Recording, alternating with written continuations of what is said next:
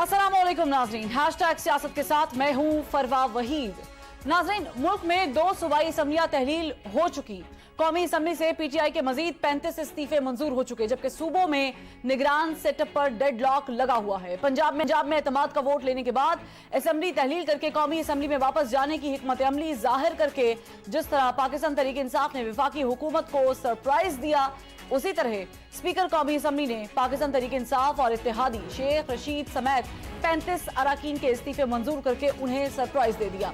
अप्रैल 2022 में हुकूमत खत्म हो जाने के बाद पीटीआई ने कौमी असम्बली से इज्तिमाई इस्तीफे दिए थे, मगर स्पीकर कौमी असम्बली राजा परवेज अशरफ ने इज्तिमाई इस्तीफे एक साथ मंजूर करने से इनकार कर दिया था। पीटीआई ने कौमी असम्बली से इस्तीफे मंजूर करवाने के लिए बहुत कोशिश की, अदालती दरवाजा खटखटाया और स्पीकर कौमी असम्बली राजा परवेज अशरफ से मुलाकात भी की, मगर स्पीकर कौमी असम्बली का मौक़िफ़ रहा कि इज्तिमाई इस्तीफे नहीं बल्कि इनफरादी तौर पर बुलाकर और तसल्ली करके इस्तीफे कबूल करूंगा, क्योंकि बादी नजर में ऐसा महसूस होता है कि ये इस्तीफे दबाव में आकर दिए गए हैं। देखिए, मैं जिस वक्त मैं इस्तीफे मंजूर करता हूं तो आइन और कानून को ही सामने रखकर करता हूं, और उसमें दूसरी तो कोई और फैक्टर नहीं होता। मैंने आज भी यही बात दोहराई अपने दोस्तों के सामने भी कि अगर आप चाहते हैं तो मैं दोबारा खत लिख दूं और वो आपके मेंबरान इनफरादी तौर पर आए मेरे सामने, और फिर वो उनके देखें, पहली बात यह है कि वो मेरे सामने आकर इस चीज को वाज़ेह तौर पर मुझे साबित करेंगे, पर ये वॉलंटरी उन्होंने एक्ट किया है और उन पर कोई दबाव या प्रेशर नहीं। स्पीकर तो पहले स्पीकर कौमी असम्बली ये कहते नजर आते थे कि इस्तीफे देने वाले से इंफरादी तौर पर पूछूंगा और तसल्ली करूंगा कि इस्तीफे किसी दबाव में आकर तो नहीं दिए, मगर अब अचानक ही 35 अराकीन के इस्तीफे मंजूर कर लिए। ना किसी को बुलाया और ना तस्दीक की, बल्कि अपनी मर्जी से जिस तरह पहले 11 अफराद के इस्तीफे मंजूर किए गए थे, ठीक वैसे ही 35 अराकीन असम्बली के इस्तीफे भी मंजूर कर लिए गए। नाज़रीन, तहरीक इंसाफ का एक ही मौक़िफ़ है कि मुल्क को मौजूदा बहरान से निकालने के लिए इलेक्शन ही वाहिद हल है, जबकि हुकूमत इलेक्शन कराने को तैयार नहीं। चेयरमैन तहरीक इंसाफ इमरान खान ने एक इंटरव्यू में कहा है कि हुकूमत के 2 महीने गुजरते मुश्किल नजर आ रहे हैं, ये अप्रैल में इंतखाबात कराने पर मजबूर हो जाएंगे। इमरान खान साहब को तो अप्रैल में इंतखाबात होते नजर आ रहे हैं, जबकि हुकूमत की तरजीहात कुछ और दिखाई देती हैं, क्योंकि नून लीग के रहनुमा सीनियर सेनेटर मुशाहिद हुसैन सैयद ने कुछ दिन पहले एक टीवी प्रोग्राम में कहा कि यहां बल्दियाती इंतखाबात नहीं हो रहे, आम इंतखाबात तो दूर की बात है। पाकिस्तान तहरीक इंसाफ और पीडीएम की टकराव की सियासत के नतीजे में सियासी बहरान गंभीर होता चला जा रहा है। सियासतदान एक दूसरे को सरप्राइज दे रहे हैं और आवाम को 440 वोट के झटके लग रहे हैं। सियासी जमातों के दरमियान ना कोई डेडलॉक होता दिखाई देता है और ना ही बहरान जो है वो हल होता दिखता है। मुल्क दिवालिया होने के खतरे से दो चार है। IMF की किस्त न मिलने की वजह से डॉलर कम है और LCs खुल नहीं रही।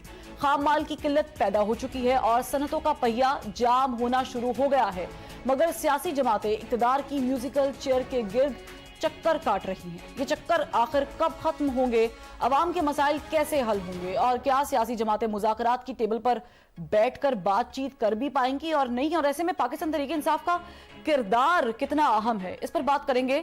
हमें ज्वाइन किया है पाकिस्तान तहरीक इंसाफ से फवाद चौधरी साहब ने। फवाद चौधरी साहब, बहुत शुक्रिया, आपने हैशटैग सियासत को वक्त दिया। खान साहब ने अभी जो रिसेंटली इंटरव्यू दिया है उसमें उन्होंने कहा है कि हुकूमत 2 महीने चलती नजर नहीं आती है और इलेक्शन जो है वो अप्रैल में नजर आ रहे हैं। जाहिर है आप लोगों का मौक़िफ़ भी है कि इलेक्शन दो, ये कैसे मुमकिन हो पाएगा? अच्छा, पहले तो जो आपने अपने जो बयानिए में 2-3 बातें की हैं। एक तो पहले तो आपने ये कहा कि ये सरप्राइज हुकूमत ने हमें दिया है। हम तो रिजाइन करके बैठे हैं, हमें कोई ऐसा इसमें सरप्राइज नहीं है। हम तो कह रहे थे कि आप हमारे रेजिग्नेशन जो है वो कबूल करें। हुकूमत एक्चुअली उनको, मेरा ये ख्याल है, वो इसको सरप्राइज नहीं कहेंगे, आप बौखलाहट कहें, क्योंकि उन्होंने जिस तरह से इस्तीफे कबूल किए हैं, एक्चुअली वो मतलब इसका उनको फायदा क्या है? हम तो इलेक्शंस ऑलरेडी चाह रहे हैं। पाकिस्तान में तकरीबन 60% जो प्रोविंशियल हलके हैं उनके ऊपर इलेक्शन होने हैं और अब 35 सीटें ये जो खाली हो गई हैं, इसका मतलब यह है कि तकरीबन 62-63% जो पाकिस्तान है वो इंतखाबात में अगले 90 दिनों से पहले, बल्कि अब तो आप समझिए कि 85 दिनों से पहले पाकिस्तान ने इंतखाबात में जाना है। अब ये कहना कि हम कोई सियासी पार्टियां कोई रेंगलिंग ये वो, हमारा तो इसमें कोई इशू नहीं है। इशू तो ये है कि इलेक्शन की, हमें अप्रैल में इलेक्शन होते हैं, सितंबर अक्टूबर में हो जाए, हमें कोई प्रॉब्लम नहीं है। प्रॉब्लम ये है कि पाकिस्तान एक इतना तवील अरसा अनसर्टेनिटी का कैसे गुजारेगा। जैसे इमरान खान साहब की अभी आपने टुकड़ा सुनाया, $4 अरब, $4.3 बिलियन आपके पास टोटल इस वक्त फॉरेन रिजर्व्स है, और $4 बिलियन ही की इस वक्त मसनूआत आपकी बंदरगाह पे पड़ी हुई है जो आपने उनके रिलीज करके लेनी है। इसका मतलब यह है कि आपके पास इंपोर्ट का पैसा खत्म हो गया है। अब सवाल यह है कि पिछले 8-9 महीने में, और आप पीटीआई का क्रिटिसिज्म एक तरफ रख दीजिए, आप हमारी बातें एक तरफ रख दीजिए, आप मिफ्ता इस्माइल की जो मौजूदा जब से इसहाक डार आए हैं उनकी बातें सुन लें और मिफ्ता इस्माइल के ऊपर इसहाक डार की बातें सुन लें, आपको पता चल जाएगा कि ये हुकूमत का जो फेलियर है वो कितना बड़ा है, उसका मैग्नीट्यूड कितना बड़ा है। और इस हुकूमत ने पाकिस्तान को एक इतने बड़े क्राइसिस में मुब्तला कर दिया है जिससे फौरी तौर पे अगर आप नहीं निकलते तो पाकिस्तान डिफॉल्ट कर जाएगा। और डिफॉल्ट करने का मतलब यह है कि पाकिस्तान में एक तो अशिया की कमी हो जाएगी और फिर 70% तक महंगाई जो है वो बढ़ जाएगी। हमारी इलेक्शन इस चीज का हल है, ये मैं नहीं कह रही हूँ, ये खान साहब भी कह रहे हैं कि आम इंतखाबात इस मुल्क में इस चीज का हल है। आप क्यों ये नहीं कह रही? जी बिल्कुल, कोई और हल है तो ये मुमकिन, तो ये तो बात है कि ये मुमकिन कैसे हो पाएगा ऐसे में कि जब खान साहब ने इंदिया दिया कि हम असेंबली में वापस जा सकते हैं, जब उन्होंने सहाफियों से मुलाकात की उसमें उन्होंने खाली इशारतन बात की और उसी दिन इस्तीफे मंजूर हो गए, तो ये मुमकिन कैसे हो पाएगा? नहीं देखिए ना, इससे पहले मुझे आप बताइए, क्या आज से 9 महीने पहले पाकिस्तान की मईशत का ये हाल था? आप बताइए मुझे। वो तो जाहिर है सर, उसके लिए तो आप बैठे हुए हैं ना। नहीं, मैं नहीं बैठा हुआ। देखिए आप भी अकल इस्तेमाल करती है ना, जो भी आता है एक शऊर रखते हैं। 9 महीने पहले पाकिस्तान की मईशत का ये हाल नहीं था। हम 6% पे ग्रो कर रहे थे, 55 लाख नौकरियां पाकिस्तान में पैदा हुई थी। उसके बाद टेक्सटाइल सेक्टर आज फैसलाबाद में, और दोबारा आप जरा आज जाके देखिए जो DW की रिपोर्ट है पाकिस्तान के लेबर क्राइसिस के ऊपर, हम तो सिर्फ महंगाई को रो रहे हैं ना, महंगाई के साथ जो यहाँ पे एक इतना बड़ा क्राइसिस पैदा हो गया है कि लेबर हमारी जो है वो नौकरियां जो खत्म हुई हैं, 15 लाख नौकरियां तो सिर्फ टेक्सटाइल में सेक्टर में खत्म हुई हैं। ये एक महंगाई, वो सारे फैक्ट्स एंड फिगर्स हमारे सामने है, हमें मालूम है कि इन 9 महीनों में अवाम के ऊपर क्या बीती है या क्या हो रहा है। लेकिन ये क्वेश्चन कि आप लोग बड़े फर्म स्टांस के साथ थे कि हम असेंबली वापस नहीं जाएंगे, आप खान साहब की तरफ से ये इंदिया देना कि हम असेंबली वापस जा रहे हैं, इटसेल्फ जो है क्या ये आप लोगों का अपना जाती एक स्टांस था कि हम वापस जाएंगे या जाते हैं क्योंकि ऑपोजिशन लीडर जो है वो होना जरूरी है आप लोगों का, या फिर ये कहीं से सपोर्ट का मामला था, कहीं से बातचीत हुई, रास्ते खुले? नहीं, असेंबली वापस तो हम नहीं जा रहे हैं, हम अब भी नहीं जा रहे हैं। अच्छा, हम तो सिर्फ ये कह रहे हैं कि चूंकि आपने हमारे इस्तीफे कबूल नहीं किए तो पाकिस्तान में इस वक्त जो लार्जेस्ट अपोजिशन पार्टी है वो PTI है, लिहाजा जो लीडर ऑफ अपोजिशन है, पार्लिमानी लीडर है, वो PTI का होना चाहिए। और फिर उसके आगे जो है वो एक लीगल उसकी जो है वो आप समझिए कि वैल्यू एडिशन है। फॉर एग्जांपल अगर हम समझते हैं कि शहबाज शरीफ साहब को किसी वक्त भी एतमाद का वोट लेना होगा और एतमाद के वोट के लिए उनके पास लोग पूरे नहीं है, सो जो पार्लिमानी पार्टी हमारी है वो इंस्ट्रक्शंस फॉलो करेगी PTI की। तो इसलिए हमने ये ओहदे मांगे और अब भी इन 35 रेजिग्नेशंस जो उन्होंने इस्तीफे हमारे कबूल किए हैं, उसके बाद इस वक्त भी जो PTI के मेंबरान की तादाद है वो 84 है। सो इसका मतलब यह है कि जब तक 60 इस्तीफे और वो मंजूर नहीं करते हैं, PTI जो है वो लार्जेस्ट पॉलिटिकल पार्टी रहेगी अपोजिशन में, और हमारा लीडर ऑफ अपोजिशन और पार्लिमानी लीडर बहरहाल PTI का होगा। तो मुझे लगता है कि उनको अपने साथ कोई बेहतर दिमाग बैठाने चाहिए जो उनको बता सकें कि वो क्या किधर जा रहे हैं और वो करना क्या चाहते हैं। फवाद चौधरी साहब, आप लोग असेंबली में वापस नहीं जा रहे, अभी आपने क्लियर कट कह दिया है, लेकिन आप लोग ओहदे मांग रहे हैं, फिर ये ओहदे क्यों मांग रहे हैं? इसलिए कि आपने हमारे रेजिग्नेशंस एक्सेप्ट नहीं किए, और अगर आप रेजिग्नेशन एक्सेप्ट नहीं करते तो फिर ये दोनों ओहदे बिलोंग्स टू अस।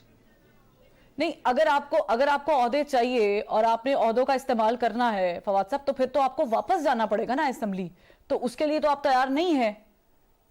नहीं, असेंबली में जाना, ये ओहदे लेने के लिए स्पीकर के पास जाना जरूरी है, असेंबली में जाना जरूरी नहीं है। स्पीकर के पास जो है ये हमारे लोग जाएंगे, और अगर वो समझते हैं कि असेंबली में हाजिरी लगाना भी जरूरी है तो असेंबली में भी हाजिरी लगा दें। अच्छा फवाद साहब, पहले आप इलेक्शन होता देख रहे हैं, क्योंकि आपने दिया है 33 सीटों पे खान साहब इलेक्शन लड़ेंगे, तो क्या आप पहले इलेक्शन होते हुए देख रहे हैं या आप कॉन्फिडेंस के वोट का देख रहे हैं मामला?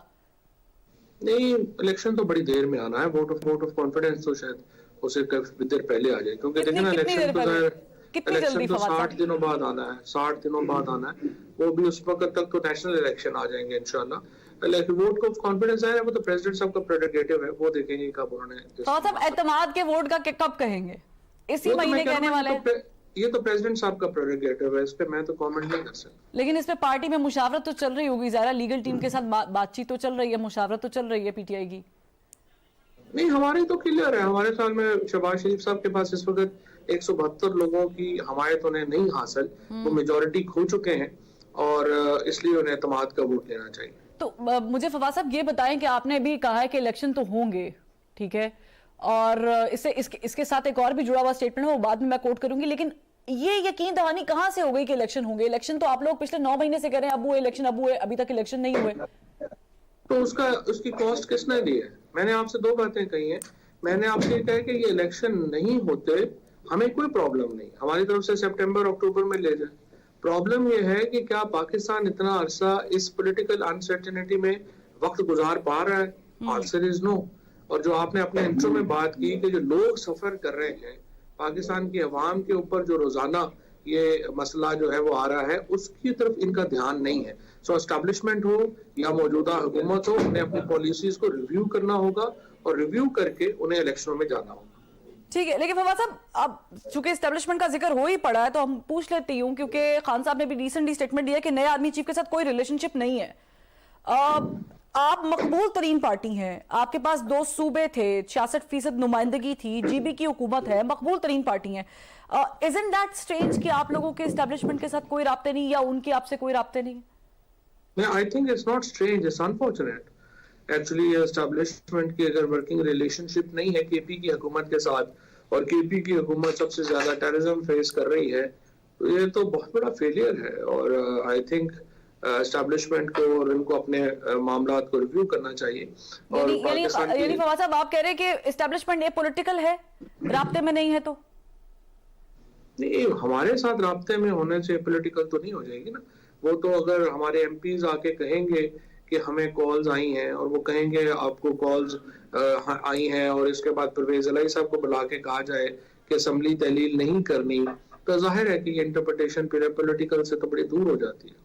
वो जो आप कह रहे थे कि फोन आए हैं, आपने प्रेस कॉन्फ्रेंस की, आपने फिगर भी बताया कि इतने पैसे ऑफर किए गए बंदों को, वो फोन कहीं और से आ रहे थे या पॉलिटिकल पार्टीज कर रही थी? हमें नहीं पता, हमने तो कहा है कि इसके ऊपर तहकीकात होनी चाहिए। ये भी हो सकता है कि पॉलिटिकल पार्टीज का या लोग जो हैं या ऑफिसर्स जो हैं वो नाम इस्तेमाल कर रहे हों और फोन उनकी तरफ से नहीं आ रहे हों, लेकिन जाहिर है कि इसके ऊपर तहकीकात होनी चाहिए। बाजवा साहब के सेटअप के बारे में इमरान खान साहब ने एक स्टेटमेंट दी थी कि अभी काम कर रहा है, अभी भी कर रहा है काम?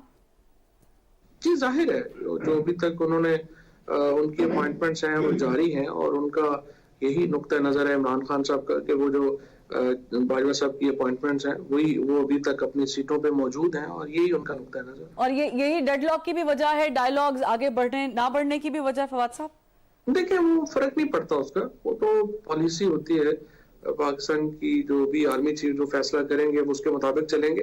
But I think it's too soon to say कि उनका क्या है, अभी उन्हें थोड़ा वक्त हुआ है, थोड़ा वक्त और देना उन्हें चाहिए, वो अपनी पॉलिसी बना लें, उसके बाद देखते हैं। ठीक है फवाद साहब, जब आप लोग हुकूमत में थे तो एस्टैब्लिशमेंट के साथ जब भी कोई बयान सामने आता था वो ये आता था कि हम एक पेज पर हैं, और मोरलेस वो ज़ाहिर है पीडीएम ने देखा भी कि आप लोग एक पेज पर हैं। अब आप लोगों को ये कब मालूम हुआ कि आप लोग एक पेज पे नहीं रहे? ये इक़्तिदार के दौरान ही मालूम हो गया था कि एक पेज पे नहीं है अब हम? मेरा ख्याल है कि आप समझे कि कुछ महीने पहले इस तरह की कोई बातचीत जो है वो शुरू हो गई थी, कुछ चीजें शुरू हो गई थी, लेकिन फ्रेंकली हमें कोई इतना ज्यादा आप समझिए कि दूरी भी नहीं थी। जो असल जो इमरान खान साहब का जो समझिए कि जो तलखियां पैदा हुई हैं वो पैदा हुई हैं जब आजम सवाती का वाकया हुआ, उससे पहले शहबाज गिल का वाकया हुआ, फिर जो सोशल मीडिया के बच्चे जो हैं वो आके मिले खान साहब को और उन्होंने बताया कि उनके साथ कितना जुल्म हुआ। 17-18 साल के 19 साल के जो नौजवान हैं उनको जिस किस्म के तशद्दुद का निशाना बनाया गया, वहां से तलखियां पैदा हुई। अदरवाइज तो इतनी तलखियां तो हमारी हुकूमत जाने के बाद भी हमारी तलखियां उस हद तक नहीं पहुंची। इन वाकयात की वजह से ये तलखियां बहुत बढ़ी। यानी वो जो रजीम चेंज वाला मौकिफ था फवाद साहब और जो NRO 2 वाली बात थी वो इतने मामला खराब नहीं थे कि NRO 2 मिलता या रजीम चेंज, फिर वो मौकिफ कहाँ पे स्टैंड करता है अगर मामला इतने खराब नहीं थे तो? नहीं, आपने पूछा कि तलखियां थी, मैंने आपको बताया कि तलखियां नहीं थी। जो मौकफ था या जिस तरीके से रजीम चेंज हुई वो तो हर एक को पता है ना कि कैसे रजीम चेंज हुई। लेकिन एक पेज से अलग होने का मतलब यही है ना फवाद साहब कि थोड़ी सी दूरियां आ जाती हैं, थोड़ी सी तलखियां आ जाती हैं जी, थोड़े से मसाइल पैदा हो जाते हैं। तो वो मसाइल, वो तलखियां, वो दूरियां कब पैदा होना शुरू हुई थी? ये तो एक लंबी बात है, ये आपके प्रोग्राम में कवर नहीं हो सकती, एक लंबी बात। अच्छा चले, उसके लिए अलग प्रोग्राम करना पड़ेगा फिर शायद। उसके लिए अलग प्रोग्राम। ठीक है। अच्छा मुझे बताएं, आपने कहा कि बंदों को फोन आ रहे हैं, अभी भी बंदों को फोन आ रहे हैं आप लोगों की पार्टी के कुछ लोगों को, है राब्ते शाब्ते कहीं यहाँ वहां से? अब तो हमने फोन वाला काम ही खत्म कर दिया, असेंबली दोनों तोड़ दी। अब क्या फोन आना है? वो तो फोन आ रहे थे जब असेंबलियां थी और एब्सटेंशंस और नो कॉन्फिडेंस और ये वाला सारी कहानी चल रही थी। ठीक है, लेकिन खान साहब का ये मौकिफ के नून लीग के कुछ बंदे हमसे राब्ते में हैं, इस पे फवाद साहब से बात करेंगे, लेकिन एक ब्रेक के बाद हमारे साथ रहिएगा। Welcome back. फवाद साहब ये बताइएगा कि नून लीग के कुछ लोग राब्ते में हैं, ये खान साहब ने रिसेंटली बयान दिया है। वैसे तो ये बयान जो है वो सियासी लग रहा था, मगर मिफ्ता इस्माइल साहब जिस तरीके से अपनी जमात के खिलाफ बयान दे रहे हैं, जैसे आपने मेंशन भी किया, और सलमान शहबाज के ट्वीट को भी देखें, फिर शाहिद खाकान अब्बासी का जो मूड है उसको भी देखें, तो लग ऐसे ही रहा है कि दरार पड़ नहीं रही बल्कि पड़ चुकी है। लेकिन क्या ये नई जमात बनने के लिए पड़ी है या आपके साथ बातचीत हो रही है इसलिए पड़ी है? नून लीग के अंदर जो भी धड़ा बनेगा और वो जो करप्ट शरीफ फैमिली से अपने आप को दूर करेगा, जाहिर है कि वो ग्रुप होगा कि जिससे बातचीत मुमकिन है, और उनको जो है वो हम इनकरेज करेंगे कि PMLN के अंदर अगर ऐसे लोग हैं जो खुद को करप्ट माफिया से अलहदा करते हैं, ये खुशाइंद बात होगी और ये पाकिस्तान की सियासत के लिए एक मुस्बत मैं समझता हूँ कि एक अमल होगा। तो यकीनी तौर पे ऐसे हर अमल की हौसला अफजाई करनी चाहिए, और जो लोग भी शरीफ फैमिली से के एक उस असर नफूज से बाहर होते हैं, ये पाकिस्तान के लिए एक बड़ा अच्छा और बड़ा I would say positive step. तो आप लोग, आपके साथ कौन कौन से नाम जो है वो राब्ते में? मिफ्ता इस्माइल साहब राब्ते में हैं या शाहिद खान अब्बासी? नहीं, मिफ्ता शाहिद खान अब्बासी साहब हमारे बिल्कुल राब्ते में नहीं है। ठीक है। हमारे साथ जो राब्ते में लोग हैं वो इलेक्टेबल्स कह लीजिए, या वो लोग हैं जो समझते हैं कि अगला टिकट जो है वो नून लीग का उनको। चलो ये बता दें, MNAs हैं, MPAs हैं, दोनों हैं, MNAs भी हैं। कोई साबिक वजीर तो शामिल नहीं है इसमें या मौजूदा? ये मैं आपको इतनी डिटेल में अपनी बात कर सकता हूँ। अच्छा, यानी चले हम इस पे पर्दा डाल देते हैं। हाँ जी, पर्दा डाल दें। ठीक है। फवाद साहब, पंजाब की आपने असेंबली तहलील तो कर दी है KPKB, लेकिन आपकी जमात का ये मौकिफ था कि खान साहब को गिरफ्तार करने के लिए प्लानिंग की जा रही है। खान साहब खुद इस बात को बहुत दफा दोहरा चुके हैं। इस चीज से आप लोग कैसे फिर निपटेंगे? आप लोगों ने तो 2 बड़े अहम शेल्टर्स जो है वो लूज किए हैं। देखें, ओवरऑल इस वक्त 74 केस है जो इमरान खान साहब के ऊपर किए गए हैं, सिविल और क्रिमिनल मिला के, उनमें से 28 क्रिमिनल है। अब उसमें जिस तरीके से जो मुकदमे बनाए गए हैं, मैं आपको बताऊं, मिसाल के तौर के ऊपर मदीना का वाकया हुआ, ब्लास्फेमी केसेस जो हैं वो हमारे ऊपर यहाँ पे बना दिए गए। इमरान खान के ऊपर टेररिज्म के केसेस बना दिए गए। उसके बाद आप देखें, इलेक्शन कमीशन के बाहर एहतजाज हुआ, इमरान खान इलेक्शन कमीशन में थे ही नहीं, वो बनी गाला थे, इमरान खान के ऊपर टेररिज्म का केस हो गया। अब ये देखें, ये इस तरह के मुकदमात हैं तो उसको क्या कहा जाए? यही है ना कि उनको गिरफ्तार करने की कोशिश और तैयारी है, इसके अलावा क्या है? तो आप लोग ने FIR एक दर्ज करवानी थी, परवेज लाई साहब चीफ मिनिस्टर पंजाब थे, FIR के ऊपर क्या डेडलॉक हो गया? चीफ मिनिस्टर नहीं हो सकी, नहीं क्या हो सकी कहा। क्या उज़र क्या आ यार रहे हैं? ये फरवा पाकिस्तान में जो इलेक्टेड लोग हैं ना, उनकी अथॉरिटी बड़ी बेचारों की ऐसे ही आप समझें कि एक दिखाने वाली है, टीवी वगैरह पे आ जाए, इधर उधर कर ले, इसके अलावा असल डिसीजन मेकिंग अभी तक इलेक्टेड नहीं, लोगों कोई के रेड पास लाइन नहीं थी है। परवेज इलाही साहब की जिसपे वो आमादा नहीं हो रहे थे? ये जाहिर है उसमें जो सिटिंग जर्नल्स के जो नाम थे उसके ऊपर वो तो राजी हो भी जाते तो क्या नीचे वालों ने नहीं करना था। पाकिस्तान में आपको पता ही है, आप मीडिया बेचारा देखे ना कितने बुरे हालों में काम कर रहा है, आप नाम नहीं ले सकती, आप बेशुमार आपके ऊपर प्रेशर्स आ जाते हैं, आप बात करें तो मतलब आप बेबाक है, आप नाम ले सकते हैं। नहीं फायदा कोई नहीं ना, आपका प्रोग्राम बंद होना है, क्या फायदा, चलता रहने दे, अपना प्रोग्राम भी चलता रहने दे, हमें भी बात यानी आप कह रहे हैं कि डीप स्टेट पाकिस्तान में है?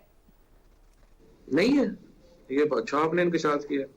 नहीं, मैं तो पूछ रही हूँ आपसे कि आप कह रहे हैं ना कि नाम जाहिर है, हमारे तो कुछ एसओपीज हैं, आपके तो एसओपीज नहीं, आप तो बेबाक सियासतदान हैं।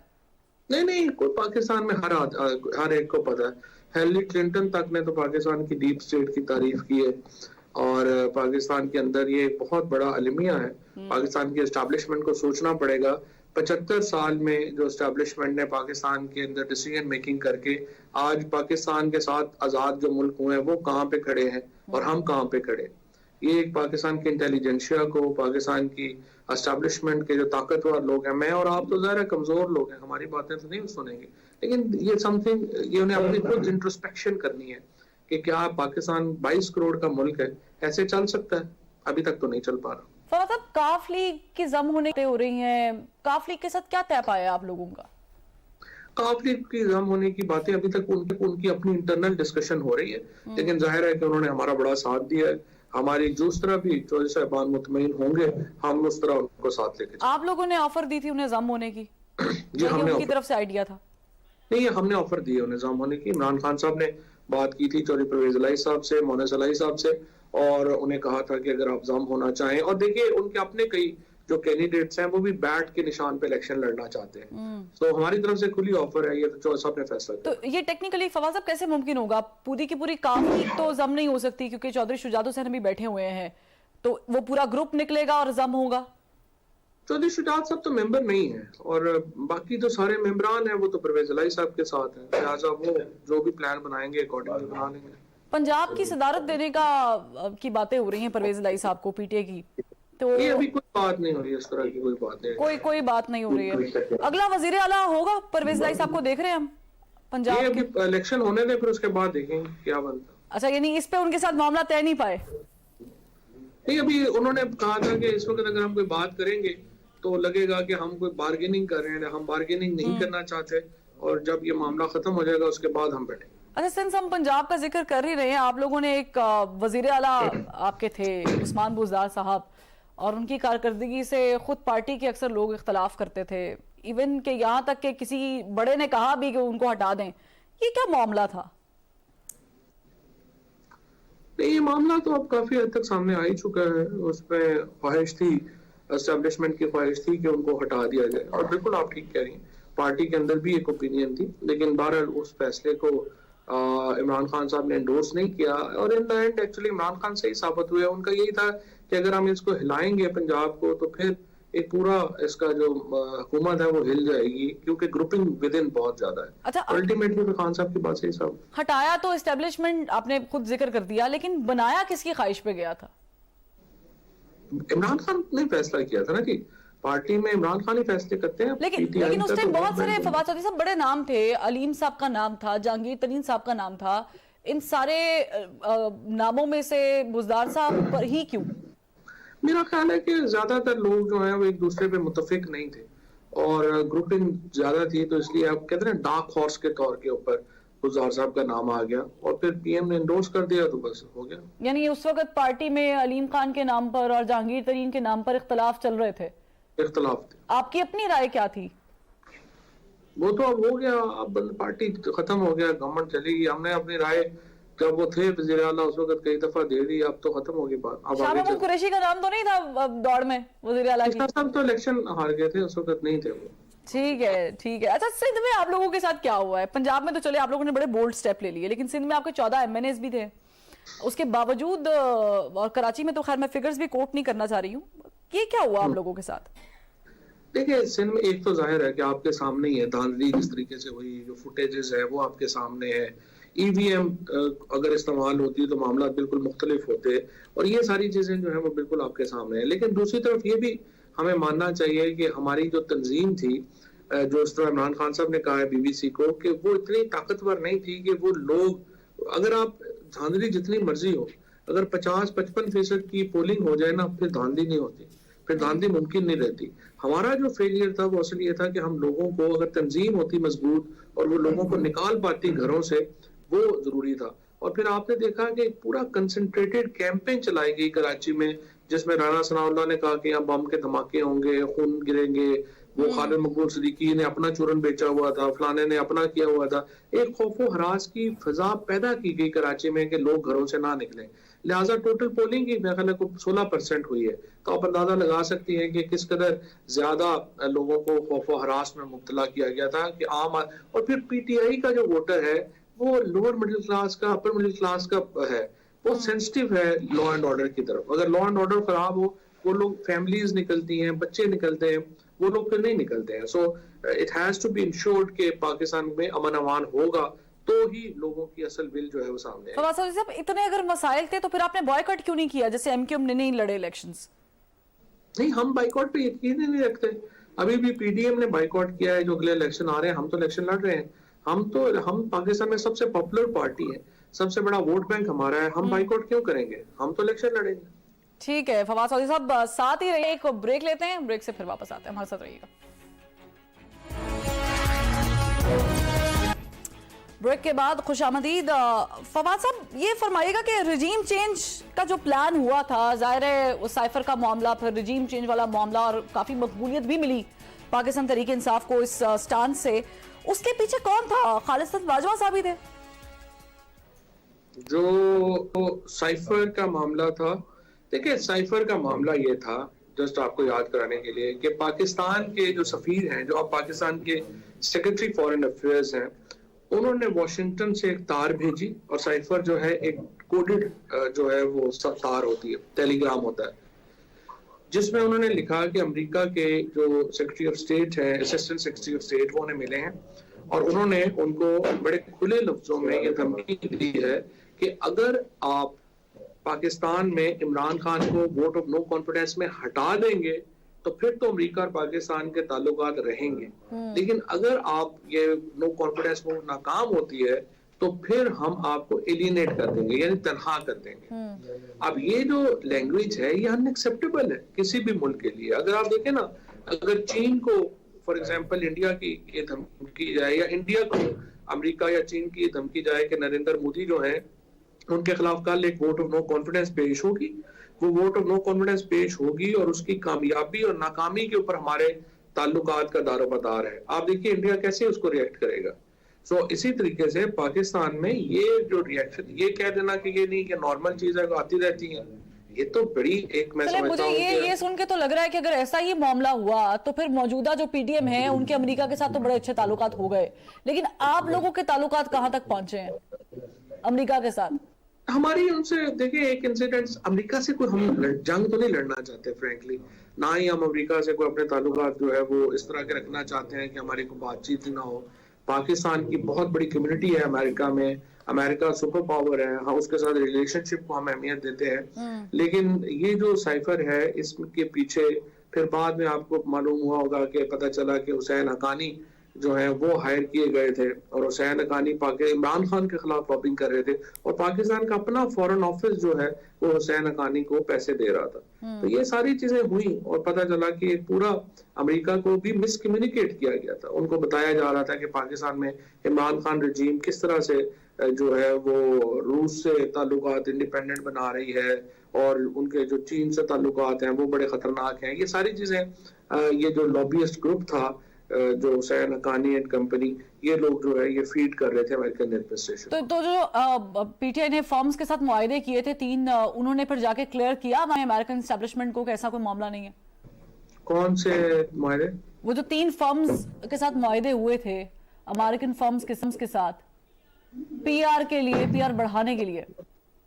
नहीं, हमारी तो सिर्फ एक, हमने पीआर फर्म नहीं थी, हमने वो PR फर्म का तो मतलब ये होता है ना कि अखबारों में और मीडिया में जो आपके कॉलम्स और खबरों जो है उनको टेक केयर कर सके, वो एक ही फर्म थी, वो फर्म है। उसके अलावा हमारी कोई लॉबियस्ट फर्म तो वहां पे नहीं थी। ठीक है, तो जो आपने मुलाकातें की थी अमेरिकी सफीर से डोनाल्ड लू साहब से, उनसे भी बातचीत आपने क्लियर की, फिर मुलाकातें हुई थी, वो खान साहब के इल्म में है वैसे मुलाकातें? उनसे काफी अच्छी मुलाकातें रही और उनसे जो गुफ्तगू रही, बातचीत रही, उसमें काफी हद तक जो है वो चीजें क्लियर हुई हैं और काफी हद तक अमेरिकन जो अमेरिका, देखिए अमेरिका को भी तो ये सूट नहीं करता ना कि पाकिस्तान की जो सबसे बड़ी और पॉपुलर पार्टी है, स्पेशली वो पार्टी जो यूथ में सबसे पॉपुलर है, उससे अपने ताल्लुकात बिगाड़े। तो ज्यादा वो भी चाहते हैं कि ये ताल्लुकात जो है वो अपने सही रुख के ऊपर आए। यानी आप अभी गुड बुक्स में शामिल हो चुके हैं दोबारा से, आपके मामलात अमेरिका के साथ अफाम तफहीम के साथ चल रहे हैं? गुड बुक्स का इशू नहीं है, इशू ये है कि हमारे ताल्लुकात वैसे ही होने चाहिए अमेरिका से जैसे UAE के हैं, जैसे सऊदी अरेबिया के हैं, जैसे चीन के हैं, जैसे हिंदुस्तान के हैं या बाकी मुल्कों के हैं। ये सॉवरन ताल्लुकात हैं, हमें गुलाम वो ना समझे और जाहिर है हम उन्हें अपना दुश्मन नहीं समझते। ठीक है, लेकिन अमेरिका के साथ ताल्लुकात आपके बिल्कुल ठीक है, एस्टेब्लिशमेंट के साथ आपकी बातचीत है नहीं अभी जो मौजूदा सेटअप है उसके साथ, तो ये कैसे मुमकिन हो पाएगा कि जब भी इलेक्शन होंगे 2023 के अंदर पाकिस्तान तहरीक इंसाफ को ये महसूस नहीं होगा कि उनका मैंडेट चोरी किया गया है या शबखून मारा गया है या उनको अवाम का जो वोट है वो उन तक पहुंचा है? ये चीज तो पता चल जाती है। अभी कराची के इलेक्शंस हुए हैं, उसमें धांधली हुई है, सारी दुनिया को पता है कि कैसे धांधली हुई है।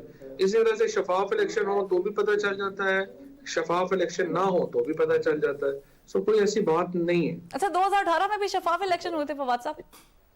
100% शफाफ इलेक्शन हुए थे, लेकिन सवाए इसके कि कुछ जगहों के ऊपर PTI के जो जहाँ पे सीटें थी उनको रोका गया और PTI जो 18 सीटें ज्यादा ले सकती थी, 18 से 25 सीटें, उनको जो है वो काम किया। कोई मदद नहीं मिली आपको एस्टेब्लिशमेंट से 2018 में?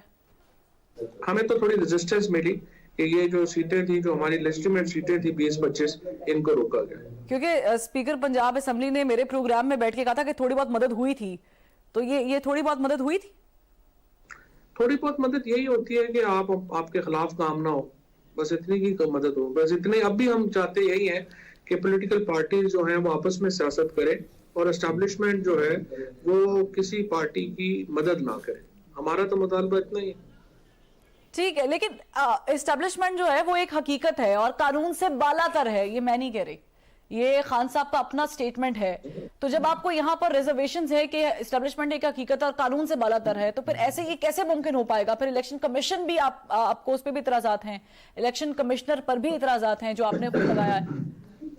पब्लिक प्रेशर से, पब्लिक प्रेशर जो है, हमने इलेक्शन लड़े हैं तो अभी हमने हमजा शहबाज के अंदर इलेक्शन लड़ा था और उसमें हम 2/3 मेजोरिटी जीते थे। उसके बाद हमने फिर इलेक्शन लड़ा था नेशनल असेंबली का, उसमें हम 3/4 जीते थे। तो ये हम तकरीबन ओवरऑल 76% नशिस्तें जीते जब से ये रिजीम चेंज ऑपरेशन हुआ। तो जाहिर है इसका मतलब यही है कि हमने उसको जो है वो मैनेज किया और वो पब्लिक प्रेशर जो है वो ये चीजें मैनेज कर लेता है। ठीक है, यहाँ पर ब्रेक लेते हैं फवाद साहब, फिर आपको वापस आके कुछ सवाल आते हैं जो आपसे पूछते हैं।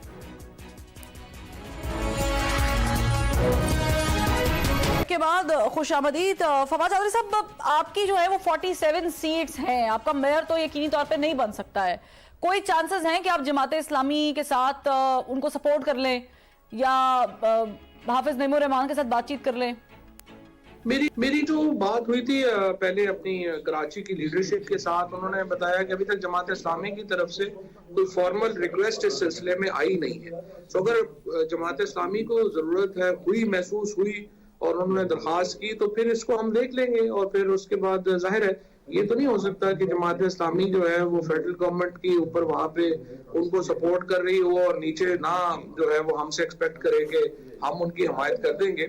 उसके लिए जमात इस्लामी को फिर एक वाज़ेह पॉलिसी लेनी होगी और वहां पे सेनेट में और नेशनल असेंबली में वाज़ेह तौर के ऊपर जो तरीके इंसाफ की लाइन है उसको लेना होगा और हुकूमत से इलेक्शनों के तरफ जो है वो जाना होगा। आपको नहीं लगता कि कराची में पाकिस्तान तरीके इंसाफ की क़यादत से कुछ मिस्टेक्स, कुछ गलतियां हुई हैं जिसकी वजह से आज वो दूसरी बड़ी जमात भी कंसीडर नहीं हुई बल्दियाती इंतखाबात में? देखिए, मैंने जैसे पहले आपसे कहा कि अगर तंजीम जो है वो ज्यादा मजबूत होती तो फिर उसके नतीजे में मामला जो है वो और बेहतर हो सकते थे, लेकिन अभी भी जो है वो मेरा ख्याल है कि इतनी धांधली हो या पुलिस की इतनी गुंडागर्दी हो, वो मसाइल अपनी जगह पे। ठीक है, आप हाफिज नईमुर रहमान को सपोर्ट करते हैं या नहीं कर रहे हैं, इस पे जरा थोड़ी सी वजाहत चाहिए आपकी कि आप करेंगे उनको, वो मेयर के लिए अगर जाते हैं तो। मैंने 1 मिनट पहले तो आपको बताया है कि अभी तक कोई फॉर्मल रिक्वेस्ट जमात इस्लामी की नहीं आई है। तो आप वेट कर रहे हैं कि कोई फॉर्मल रिक्वेस्ट आएगी तो हम उस पर गौर गौस करेंगे। हाँ, अगर मुझे आएगी तो देख लेंगे। ठीक है, यानी पाकिस्तान तहरीक इंसाफ इज ओपन, अगर कोई भी इल्हाक या ज्यादा सपोर्ट की बात होती है कराची की सियासत में तो पाकिस्तान तहरीक इंसाफ साथ देगी जमात इस्लामी का। मैंने ये कहा ही नहीं कि देंगे साथ, मैंने कहा जब उनको जरूरत होगी, जब वो बात करेंगे उस वक्त देखेंगे। ठीक है, अगर आपका फौरी तौर पे फवाद साहब कोई टाइम की बड़ी किल्लत है, मुझे बताएं कि अगर फौरी तौर पे इंतखाबात का मुतालबा एक्सेप्ट नहीं होता है, चूंकि पीडीएम इस मूड में नहीं है कि इंतखाबात कराए, वो बार बार ये कह रहे हैं, और बल्कि ख्वाजा आसिफ ने बाय द वे ये भी कहा है कि पाकिस्तान तहरीक इंसाफ जो है वो 3 ओहदे भी मांग रही है लेकिन सियासी कुव्वतों से बात नहीं कर रही है, कहीं और दूसरों के तरले कर रही है। तो सियासी कुव्वतें हैं कौन सी पाकिस्तान में? ये तो सारे पपेट हैं जो इस वक्त हुकूमत में बैठे हुए हैं। तो तरले किसके किए जाते फवाद साहब? तल्लियों का इशू ही नहीं है। हम तो आपके टीवी प्रोग्राम में बैठ के कह रहे हैं कि एस्टैब्लिशमेंट को चाहिए अपने फैसलों पे रिव्यू करे, जिनके पास इस वक्त ताकत है और जिनकी लाठी के ऊपर ये लोग खड़े हुए हैं, और इन बेचारों के पास तो कुछ भी नहीं है। इन्होंने तो बस अपना वक्त गुजार रहे हैं। पाकिस्तान का नुकसान हो रहा है, हमारा कोई नुकसान नहीं है। हमें सितंबर अक्टूबर में इलेक्शन होंगे, हम और ज्यादा अक्सरियत से जीतेंगे, हमारा प्रॉब्लम नहीं है। इसी पॉइंट पे मैं पूछना चाह रही हूँ कि इलेक्शन कमीशन पे आपको एतराजात है, इलेक्शन कमिश्नर पे एतराजात है, आप सिस्टम ठीक करने के लिए बाहर निकले फवाद साहब, वही सिस्टम है। नहीं, देखो ना वो तो आप सिस्टम के अंदर इलेक्शन होंगे, हम जीतेंगे फिर ही ठीक कर सकते हैं ना, इस हुकूमत ने तो ठीक नहीं करना। तो ये क्या गारंटी है फवाद साहब कि जिस सिस्टम के खिलाफ आप इलेक्शन लड़ रहे हैं वो वहीं पर है, तो आपको आपकी मकबूलियत के हिसाब से सीट्स मिल जाएंगी या आप आ जाएंगे कौमी असेंबली में? नहीं, हम आगे भी जीते हैं। पंजाब में हम 2 इलेक्शन जीते हैं। जब एक इतनी बड़ी अवामी हमायत आपके साथ हो तो फिर ये मसाइल नहीं रहते। तो फिर फवाद साहब थोड़ा सा क्रेडिट दे देना इलेक्शन कमिश्नर को, इलेक्शन कमीशन को, कि उन्होंने आप तो जीते हम आप देखिए ना, जो मुमकिन है इलेक्शन कमीशन धांधली करना, वो इलेक्शन कमीशन कर रहा है। तो हम अवाम को क्रेडिट, अवाम का क्रेडिट हम इलेक्शन कमीशन को या किसी इदारे को कैसे देते हैं? आप कहना चाह रही हैं कि अवाम की जो क्रेडिट है वो हम उनको ना दें और इन जैसे छोटे बोनों को दे दें, ये तो मुमकिन नहीं है। अच्छा फवाद साहब, एनआरओ की बहुत बातचीत हो रही है, आखिरी सवाल ये करूंगी कि अगर नवाज शरीफ साहब को एनआरओ दिया गया या मिला, पीडीएम को एनआरओ मिला, तो ये किसने दिया एनआरओ, क्यों कर दिया? वो तो कह रहे हैं आप लोगों को एनआरओ मिला। एनआरओ तो एस्टैब्लिशमेंट ने दिया है उनको लाने के लिए, 1100 अरब रुपया पाकिस्तान बाहर भेजने के लिए भी प्लानिंग की गई, बाहर भेजने के लिए भी प्लानिंग की गई, उसमें अब क्या शक रहे? लेकिन वो प्लेटलेट्स का कम होना, वो रिपोर्ट आना, वो यास्मीन राशिद साहिबा रो पड़ी कैबिनेट मीटिंग में। जी, प्लेटलेट्स का तो अब तो पता चल ही गया है सबको सामने, इसमें अब इतनी बड़ी बात रह नहीं गई, सबके सामने ही है जो। ठीक है फवाद चौधरी साहब, बहुत शुक्रिया, आपने आज तक को वक्त दिया। नाज़रीन, अगले हफ्ते फिर मुलाकात होगी। अल्लाह हाफिज।